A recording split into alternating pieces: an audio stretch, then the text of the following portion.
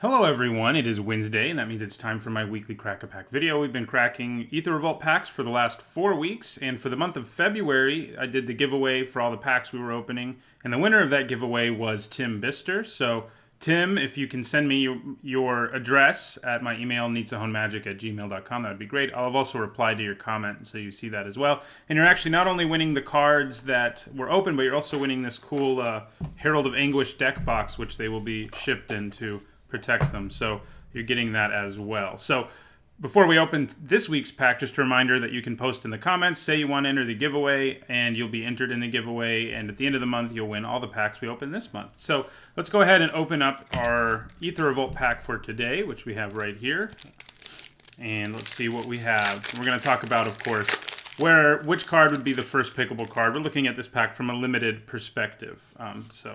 All right, well, our first comment is a card that I've first picked before. It's not an exciting or incredible first pick, but it's fine, and that is Shock. It's just a really efficient removal spell. You can pay 1 mana to kill a lot of things that cost more than 1 mana, and so you do have a pretty good tempo boost from that. Next, we have a card that I think is basically unplayable, and that is Take Into Custody. I've never played it once. I've never been interested in playing it. Never even thought about playing it. I don't think you should either. It just doesn't do enough. It's not really worth a card, the effect that it does. It'd be better to just have a creature or something in its place. Then we have Ghirapur Osprey, a perfectly playable white card. You know, it's a white Windrake, basically. It's pretty good in any white aggressive deck. And good in any white deck, but at its best, probably in a more aggressive one. Next, we have Silkweaver Elite, a card that I thought was going to be better than it's been. It's just not easy enough to sort of play him on curve while also hitting Revolt, and if you can't do that, he just gets worse and worse, because you don't want to really be playing the guy in the later part of the game. He can block Thopter tokens. Reach is okay. Then we have Defiant Salvager, a card that I've played on a few occasions. It's alright. It's, again, not a very exciting card. We're still on Shock as our first pick at this point. He can eat artifacts or creatures to get counters, but he can only do this at sorcery speed. He can be pretty good if you have like a hidden stockpile deck rolling. That's when he can be really good. We could just have a lot of very mediocre commons other than that Shock, because now we have Lothnu Sailback, a card I play as a top of the curve dude, just a big 5/4 lizard with flavor text in his box and nothing else, but definitely not first picking. Now we're looking, though, at Iron Tread Crusher. I think I still take Shock over it, but this is the second best card in the pack so far. It's a lot easier to crew this guy than it looks. There's lots of 3-power creatures who cost 3 or 2 mana, and it's pretty awesome that they can crew this very early in the game. Now we have Negate, quality sideboard card, the usual counter target non-creature spell. Nothing super exciting. And then we have another card that I think is stone unplayable. I've seen people play it, but I don't recommend it, and that is Consulate Turret. It just does not do enough. It doesn't make energy quickly enough to be in your deck, even if you're an energy deck, and it doesn't kill your opponent quickly enough if you are able to make a lot of energy. There's just way better energy sinks out there. I'd rather have a thriving creature or an ether creature who makes a servo token than Consulate Turret. Next, we've got Aether Stream Leopard, a 3-mana 2/3. When he attacks, he can get +2/+0 until the turn. He's got Trample. He's solid. I'd play him in any green aggressive deck there is. Still not our first pick, though. We're still sitting on Shock, the very first card we looked at. But this may make me change my mind. Our first uncommon is Maul Fist Revolutionary, a 3-mana 3/3 with Trample. When it enters the battlefield or dies, you get to choose on one permanent or player to add a counter to it if it already has a counter. This can mean energy, this can mean +1/+1 counters, and it's also a 3-mana 3/3 trampler. So I've moved from Shock to Maul Fist Revolutionary as my #1 pick here. Those are the 2 best cards, though. Next, we've got Rogue Refiner, the blue-green gold card. Very good. It's not as strong as some of the gold cards that I think are worth first picking, but if you're in blue-green, you play this guy every time, and you'll play as many of them as you're given because he makes you energy and he draws you a card. And speaking of hidden stockpile, we're looking at one of those now. Here we have a hidden stockpile, which I mentioned a moment ago. It works pretty well with the Aetherborn guy. Where is he?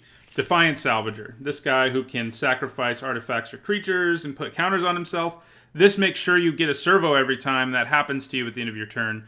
So it's sort of an endless supply of servos for the Salvager to eat. It's also an endless supply of Scry, and it's also the only card in the format that has Revolt and a way to get Revolt. There's no other card that does it. And I like the stockpile because of that, but I still don't think it's a strong enough gold card to first pick. And we are still, because of that, looking at Maul Fist Revolutionary. And this is kind of funny because this is what we cracked a pack as our rare in the last pack of last month, and that is Solemn Recruit. Our rare again, a 3-mana 2/2. Has a Revolt. It's got double strike, but it has a Revolt trigger that works every turn, not just when it enters the battlefield or something. So it's a pretty good card, and it's actually pretty close in this pack. I like Solemn Recruit a lot, but white is not a color that I love in this format.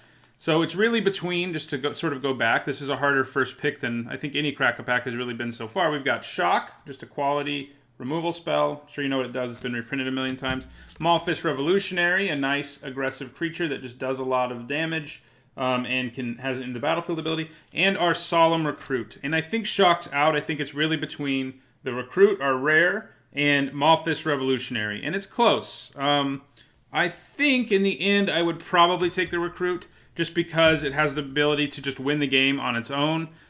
Just as the game goes on, if your opponent can't kill it, it's eventually going to kill them, most likely. And that is not as true of Maulfist Revolutionary, who, is a great creature to play on curve, but can't win the game for you. So I think in the end, that is what we take. We take Solemn Recruit. Let me know in the comments what you would take out of this pack. This is definitely, I think, one of the more interesting ones. So far, all 4 Crack-A-Packs I did before this were all sort of like everyone agreed with me for the most part, and that's because it was...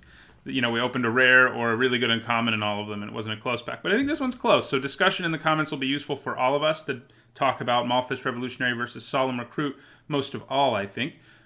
So that does it for this week. Again, remember to post that you'd like to be entered in the giveaway for this month's Crack-A-Packs in the comments below, and you'll be entered. And also, don't forget to subscribe if you want to catch more Crack-A-Packs. Like the video if you enjoyed it.